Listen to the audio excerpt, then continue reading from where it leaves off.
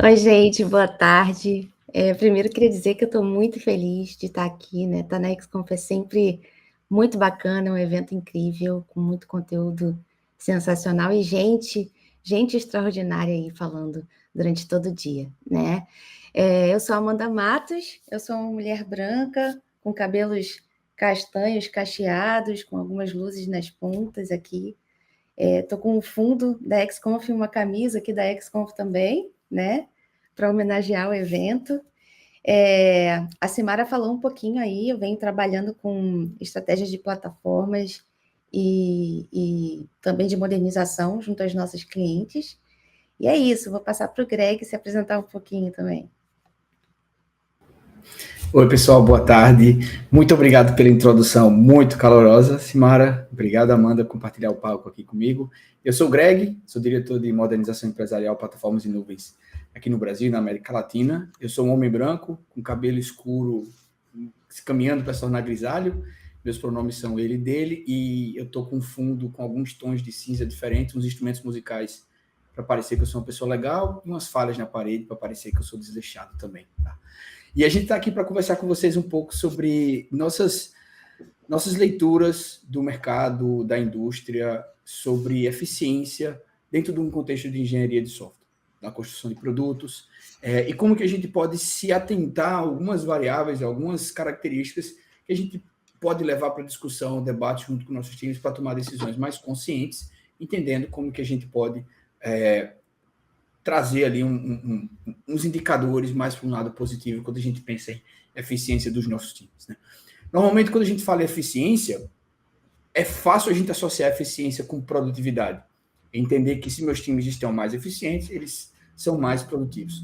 Só que medir produtividade é algo muito difícil, é bastante complexo e tem muita subjetividade envolvida. Você tem times que têm composições diferentes, escopos diferentes, contextos completamente diferentes, épocas do ano completamente diferentes, então é muito difícil você encontrar uma situação em que todas essas variáveis elas estão muito bem alinhadas para você comparar dois times e medir a produtividade entre eles. Por um outro lado, desperdício é muito mais fácil de se medir. A gente consegue identificar dentro dos nossos processos, olhando as nossas ferramentas, o dia a dia das pessoas envolvidas com o desenvolvimento de produtos, e entender o quanto que está sendo gerado de desperdício, eventualmente colocar um preço, às vezes financeiro, ou às vezes um custo que é medido através de outros indicadores, né? E aí, é importante a gente se atentar ao fato de que desperdício, ele não acontece somente dentro do nosso próprio time, ele envolve várias outras equipes e outras áreas de uma organização e que não ter o devido cuidado com o que está sendo construído como desperdício pode impactar o desempenho dos negócios dessa organização. E quando a gente fala de engenharia eficiente, né, a gente também está levantando essa reflexão de como otimizar a performance da tecnologia dentro das nossas empresas. Essa frase aqui é do livro Accelerate. Esse livro ele explica o resultado de anos de pesquisa com dados de empresas do mundo inteiro. E o que esse estudo científico conta para a gente é justamente como determinadas práticas, conhecidamente práticas relacionadas ao domínio de DevOps, como essas práticas impactam a performance da organização, né? E uma das conclusões desse estudo é o que diz essa frase aqui, que a gente extraiu do livro. Não importa a missão, a forma como a tecnologia da empresa performa, dita a performance da organização como um todo. E antes a gente costumava pensar que apenas as grandes empresas de tecnologia deveriam investir nessa eficiência de engenharia, né? Mas essa realidade, ela mudou à medida que as organizações das mais diversas indústrias vêm entendendo e experimentando a tecnologia como central aí para a satisfação dos seus clientes, para a qualidade dos seus serviços, né? Para a sua eficiência operacional também.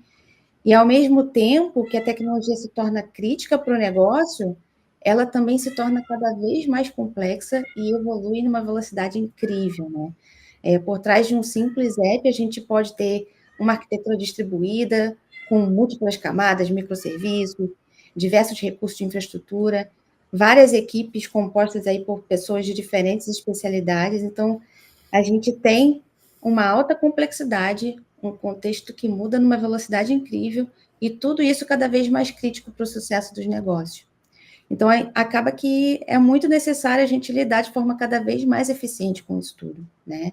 A gente precisa ter um olhar para a forma como a gente entrega software, para a forma como a gente performa, como esse software performa em produção, para a forma como a gente opera esse software também, e buscar o nível de eficiência de engenharia que a gente precisa para produzir os efeitos que a gente deseja para o nosso negócio, através da tecnologia, né?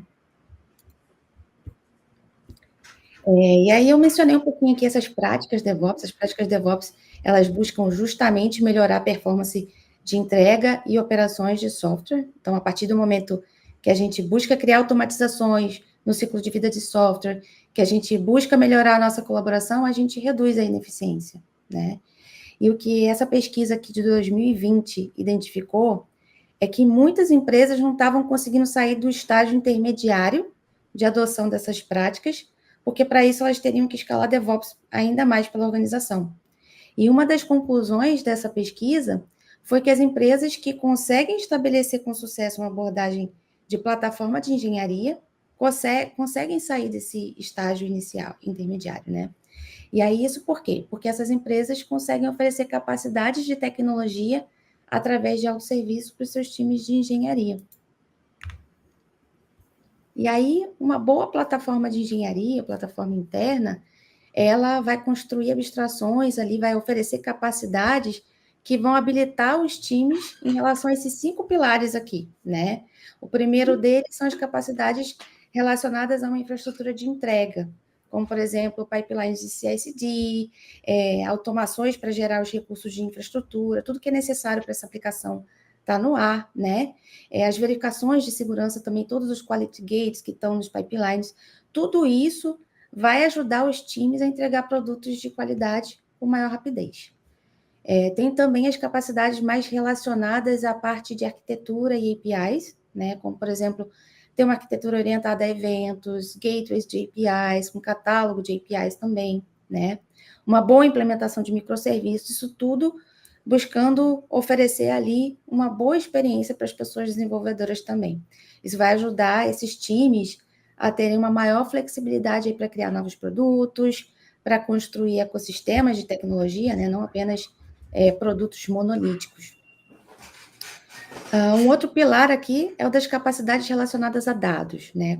Como, por exemplo, produtos de dados que já consideram todos os requisitos de governança, mas que também são democratizados, né? Ou seja, as equipes vão poder usar, consumir esses dados com muita autonomia, e essas capacidades vão habilitar esses times a ter mais insights, a ganhar ideias, né? Já as capacidades relacionadas à parte de telemetria, infraestrutura de experimentos, como, por exemplo, o uso de feature toggles, versionamento apropriado, monitoramento com a devida rastreabilidade ali, né? Estratégias de deployment, são capacidades que vão habilitar diversos experimentos estarem no ar e a avaliação dos resultados desses diferentes experimentos também, né? Então, essas capacidades vão ajudar a gente na inovação e na experimentação, mas com responsabilidade. E, por último, aqui, a gente tem as capacidades relacionadas aos pontos de contato com o cliente, né? Como, por exemplo, gadgets, tudo que está na ponta ali, as tecnologias que estão na ponta, né? Os gadgets, PDVs, toda a parte de design system também, ou seja, ferramentas que vão trazer uma experiência fluida e consistente para os usuários finais. E muito importante, além desses 5 pilares aqui, é um mindset de produto, né? Ele vai ser chave para a gente evoluir a plataforma de maneira adequada para o negócio, né? A gente não necessariamente deve ter tudo isso desde o momento zero, a gente precisa entender nosso momento de negócio e também as necessidades dos nossos times de engenharia para ir priorizando as evoluções e trazendo também cada vez mais eficiência para esses times, que no final das contas são os clientes da plataforma interna, né?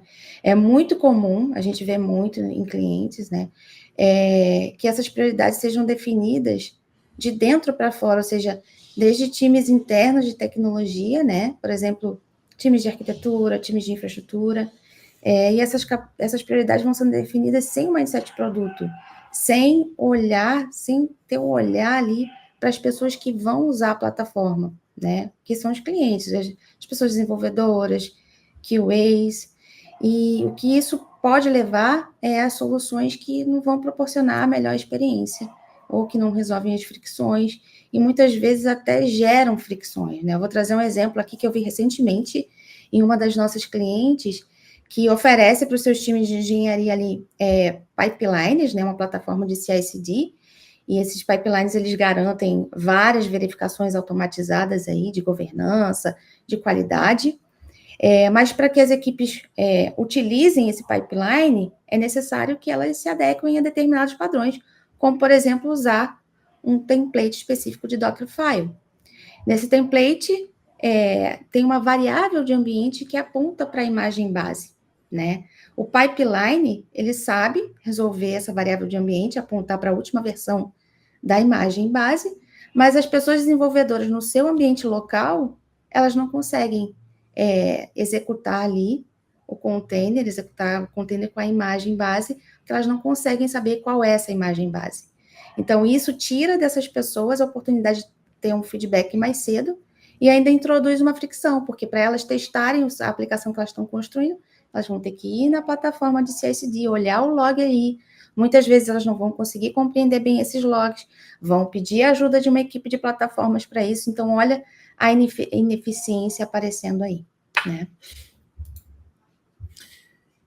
E principalmente nesse finalzinho da fala da Amanda, a gente tem um exemplo muito significativo de um ruído, que existe uma solução que tem até nome no mercado para resolver esse tipo de desperdício, que a gente chama de experiência de desenvolvimento, o Developer Experience, que é um lugar muito legal da gente coletar dados, coletar informações para divulgar internamente do quão vai valer a pena investir em reduzir esses desperdícios e melhorar a nossa eficiência dentro dos times. Para quem quiser experimentar dentro de casa, né, nas empresas que vocês trabalham, quiser experimentar com os times, a gente até bolou meio que uma fórmula matemática para a gente chegar no valor, quanto custa esse tipo de ruído, esse tipo de desperdício dentro das nossas organizações, muito relacionado à satisfação das equipes de desenvolvimento, das pessoas que fazem parte de uma equipe de produto. Começando pelo fato da gente identificar que das pessoas que saem de uma empresa, elas tendem a sair principalmente por causa do ambiente. Então, das pessoas que saem, 36% delas dizem que saem por causa do ambiente, que elas não se sentem produtivas, que não sentem que estão executando o seu trabalho com maestria, por exemplo. Essas pessoas quando saem, abrem vagas que precisam ser fechadas. E cada vaga fechada leva em torno de 43 dias para ser preenchida. Cada vaga aberta leva em torno de 43 dias para ser fechada. E isso tem um impacto direto na capacidade do time de cumprir prazos, de fazer entregas na velocidade esperada, e às vezes até sobrecarrega pessoas do time, porque agora elas acabam assumindo um pouco mais de tarefas, porque tem uns compromissos que já foram firmados. Então é importante entender que essa experiência, como a Amanda falou, de ter uma dificuldade para conseguir executar uma atividade de atualizar ou de fazer uso de imagem Docker, por exemplo, ela pode ter um impacto na capacidade de atingir o tempo de ida ao mercado, time to market de uma equipe. Para além disso, cada vaga aberta, ela leva, para cada vaga fechada, quando a pessoa entra no time, ela leva em torno ali de 29 semanas para conseguir se sentir produtiva num nível ótimo, um nível razoável. Então, até que se chegue nessas 29 semanas, a gente tem aí uma equipe que está com uma capacidade produtiva ainda em desenvolvimento. Você tem um tempo aí, uma curva de aprendizado e de capacidade produtiva dessas equipes. E, por fim, tudo isso acaba gerando um custo para a organização. A gente tem uma estimativa de que substituir uma pessoa tende a custar, em média, entre 100% a 150% de um salário médio anual das pessoas que compõem uma equipe de um time de desenvolvimento de produto. Então, dá para levar para o time que vocês estão e fazer um cálculo, estimado, mas está aqui uma forma de justificar no time de vocês o investimento em experiência de desenvolvimento e melhoria da eficiência dos times. Tá? Isso não é um tema novo, é algo que já vem sendo discutido e pesquisado, como tem no exemplo no relatório do State of DevOps de 2019, que trouxe conteúdo para o livro que a Amanda falou mais cedo, e que nesse relatório é apontado que na metade das organizações, entre 60% e 70% do tempo das pessoas é considerado desperdício. E aqui ele não fala que uma reunião é desperdício ou explicar algum conteúdo para alguém é desperdício. Aqui a gente está falando de espera entre times, processos manuais que poderiam ser automatizados. Então, aqui a gente está falando que só 30% ou 40% do tempo ele é dedicado para algo que é considerado produtivo, seja fazer novas funcionalidades, entrar num acordo, fazer uma documentação. Então, é um desperdício muito grande que a gente acaba vendo nos times de produto. Existem algumas ferramentas que prometem ajudar a resolver alguns desses problemas, e é importante que a gente tenha cuidado com esses resultados, mas em alguns lugares existe algum resultado promissor. O que tem se falado muito por agora é o uso de inteligência artificial generativa como uma parceira para acelerar, para aumentar a produtividade dos times de desenvolvimento. E é importante entender que isso tem um impacto e ele tem que ser medido. Mas às vezes as nossas expectativas vão muito além do que de fato acontece. Existem alguns times na TOTOS que já estão conseguindo atingir a marca de cerca de 60% do código-fonte que é gerado, novo, ele é gerado através de ferramentas de inteligência artificial generativa. Mas ainda que 60% do código-fonte novo seja criado com muito mais velocidade, porque é a inteligência artificial que está criando, do tempo de entrega de uma funcionalidade de uma ponta a outra, só melhorou 10%. Então, talvez não está ali na produção de código-fonte o gargalo, onde tem os potenciais maiores ganhos dos resultados das equipes. Então, é importante entender que a inteligência artificial ela vem como parceira, mas é importante entender e gerenciar as expectativas dos times que estão envolvidos. E o Greg trouxe esse ponto de como a Generative AI tem sido super cogitada aí como um recurso para aumentar a nossa produtividade, né? E a gente sabe que essa busca por entregas cada vez mais rápidas muitas vezes leva a situações de forte pressão sobre os times de desenvolvimento, né? Quase todo mundo que trabalha na nossa indústria já viveu esse tipo de situação. E quando isso acontece, é muito comum a gente ouvir, não, a gente não vai ter tempo de investir em qualidade agora. E existe esse senso comum de que investir em qualidade é custoso, né? O que vai tomar um tempo que pode atrasar as nossas entregas e gerar um cost of delay, aí um custo alto de atraso. Mas a verdade é que a falta de qualidade pode gerar muitos impactos negativos para os negócios, né? Esses impactos eles podem ser relacionados à lucratividade e à percepção da marca pelas nossas clientes, mas também pode ter relação com desperdício e ineficiência. Então, se a gente olha para como o produto se comporta em produção, a gente pode, por exemplo, ter uma interface de usuário que é ineficiente, que acaba não atingindo o volume de vendas que eu planejei, por exemplo, ou também a experiência com esse produto gera muita frustração nas usuários finais, que acabam por desistir da minha marca, buscar uma outra concorrente. Eu posso ter deixado de investir em testes funcionais, como carga e performance, por exemplo, e aí, quando meu software recebeu um volume alto de requisições durante uma campanha de marketing, as principais funcionalidades caíram ou ficaram lentas demais, e aí eu perdi toda a conversão durante esse tempo de incidente, né?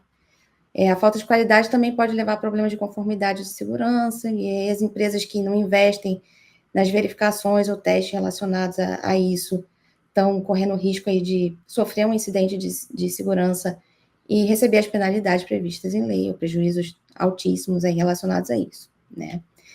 E se a gente, por outro lado, olha como a falta de qualidade impacta a própria entrega de software, a gente também percebe o quanto isso pode levar à ineficiência, principalmente quando a gente olha para a falta de qualidade interna do software, né? Ou seja, se o software que a gente construiu ali não tem um código limpo, por exemplo, com uma boa modularização, de modo que fique muito fácil entender e evoluir esse código, conforme esse produto cresce, aumenta a sua complexidade e, consequentemente, a bagunça do código também cresce junto, as equipes tomam cada vez um tempo maior para entender como vão implementar ali alterações ou funcionalidades novas, entender as dependências que estão ali, os impactos dessas alterações também, né?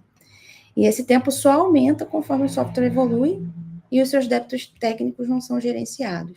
Então, isso impacta fortemente a carga cognitiva dessas pessoas e a eficiência de uma equipe de desenvolvimento. Então, é muito importante a gente buscar ganhar velocidade, sim, mas sem deixar de investir apropriadamente em qualidade, né? E isso se torna cada vez mais crítico porque a gente tem cenários de tecnologia cada vez mais complexos, ou seja, a gente tem muito mais componentes complexos nesse contexto de desenvolvimento de software, então a gente precisa garantir que esses diversos componentes funcionam de acordo com o que é necessário para o nosso negócio, e a gente também precisa buscar facilitar essas implementações de qualidade para os times de desenvolvimento. E um lugar onde a gente vê um impacto significativo também, para além das definições, e o quão importante é ter uma estratégia de qualidade para guiar a gente, para ter uma estrutura sólida, que ajuda a gente a evitar retrabalho, ter uma melhor eficiência, evitar desperdício, é a gente entender a arquitetura e o que, é que ela significa para as organizações. A arquitetura de software é algo muito difícil de encontrar uma definição em evidência dentro das organizações. Tem uma definição de arquitetura legal, da I3E, que conta sobre a importância dos relacionamentos entre os componentes e os princípios das organizações que governam esse desenho e a definição da arquitetura como um todo. E você entender o quanto que o papel de um time de arquitetura vai influenciar o resto da organização, vai te ajudar a evitar um cenário, por exemplo, de que a gente já viu um cenário de uma empresa de tecnologia que partiu para um desenho de arquitetura que envolvia uma solução com muitos serviços distribuídos. Do ponto de vista de arquitetura, trazia muita escalabilidade, isolamento e uma resiliência muito legal, mas a política de laptops da área de TI não permitia que as equipes de desenvolvimento tivessem computadores com recursos computacionais suficientes para subir os poucos microserviços que precisavam rodar dentro do computador dessas equipes de desenvolvimento.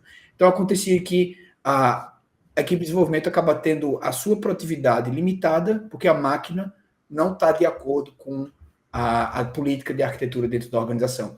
Da mesma forma que a gente precisa trazer o time de arquitetura para perto, envolver a arquitetura, envolver qualidade, o time de segurança também, é importante entender em que momento todas essas diferentes equipes elas se encaixam no processo de desenvolvimento para a gente se antecipar aos potenciais desperdícios que venham a surgir. E aí, Greg, conforme ele foi falando de arquitetura, ele foi citando vários times também, né? E a verdade é que a eficiência ela pode ser muito impactada pela forma como os nossos times estão estruturados. Nesse livro aqui, Team Topologies, os autores trazem que a estrutura organizacional pode influenciar a arquitetura dos sistemas e também a carga cognitiva dos times durante o ciclo de vida de desenvolvimento de software, né? Então, pelo lado do impacto na arquitetura, idealmente a gente deveria partir dos requisitos alinhados ali com a estratégia de negócio e a partir daí definir uma arquitetura que vai atender esses requisitos sem os vieses da nossa estrutura organizacional, né? E aí as pessoas que a gente tem deveriam se organizar ali em times que vão habilitar a construção desse software de acordo com essa arquitetura de forma muito fluida, né? E se eu não defino a arquitetura dessa maneira, eu posso ter os efeitos indesejados em produção. Aí eu trago novamente o exemplo de segurança. Muitas vezes a gente tem times de segurança super centralizados, que são envolvidos tardiamente no processo de desenvolvimento, ou até mesmo evitados pelas equipes, né? E isso pode gerar incidentes de segurança, por exemplo, né?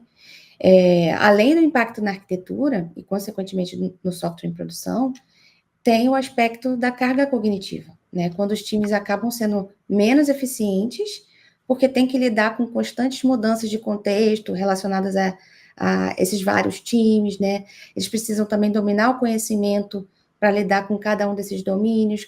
Muitas vezes cada time tem a sua própria linguagem ali, tem a sua própria versão da linguagem de negócio, né? As responsabilidades que estão envolvidas ali nessas interações entre times também. Então, aqui nessa imagem, por exemplo, o livro traz alguns exemplos de obstáculos para um fluxo de trabalho ágil. E a gente pode ter o fluxo bloqueado por conta de uma dependência com outro time, ou pode ser tão difícil também entender com quem resolver alguns bloqueios, que às vezes as pessoas podem perder o seu engajamento, e isso vai impactar a eficiência também. Por isso é super importante a gente ter esse olhar para a estrutura de time quando a gente está falando de engenharia eficiente. E aí, tudo que a gente vem falando até aqui, né, tem um impacto financeiro. A eficiência ela vai ajudar tanto na lucratividade, através da performance do software que a gente está construindo, e da entrega mais rápida também, mas melhorar a eficiência significa gastar menos também. Então, por exemplo, se a gente tem uma estrutura organizacional que ajuda a gente a ter um fluxo mais ágil, a gente vai gastar menos para produzir e para manter esse software, né? E a gente também pode ter a intencionalidade para evitar ou resolver desperdícios com os gastos do ecossistema de tecnologia que a gente usa na construção do nosso software. Essa publicação recente aqui da Flexera, o State of Cloud Report, mostra que 32% de todos os recursos provisionados na nuvem não são usados. Ou seja, se a gente conduz otimizações relacionadas aos recursos computacionais que a gente utiliza, a gente pode reduzir muito os custos, o desperdício, né? E melhorar aí a eficiência da nossa engenharia. Então, muito tem se falado ultimamente sobre FinOps ou Cloud Economics, que vão trazer justamente abordagens, ferramentas para a gente gerir melhor os gastos em nuvem e também incluir essa prática na estratégia de tecnologia. E a gente tem falado muito sobre o quanto que pode custar e levar custo ou experiência também como algumas das variáveis. Existe uma variável que também é importante a gente levar em consideração quando a gente fala de eficiência, e a gente tem até dados chocantes para trazer para vocês aqui, já encaminhando para o encerramento do nosso conteúdo aqui sobre eficiência, mas vale até eu deixar uma reflexão para vocês, que nesse livro do World Wide Waste, o autor conta que existe uma estimativa de que cerca de 90% dos dados que são produzidos, eles são acessados depois de 3 meses. Então, aquela selfie, aquela foto, até para quem teve a felicidade de ver o eclipse sábado, provavelmente daqui a 2 meses você não vai mais ver essa foto e provavelmente você está desperdiçando recursos computacionais preciosos, e o que significa o impacto no meio ambiente, que é uma das variáveis quando a gente considera eficiência, tá?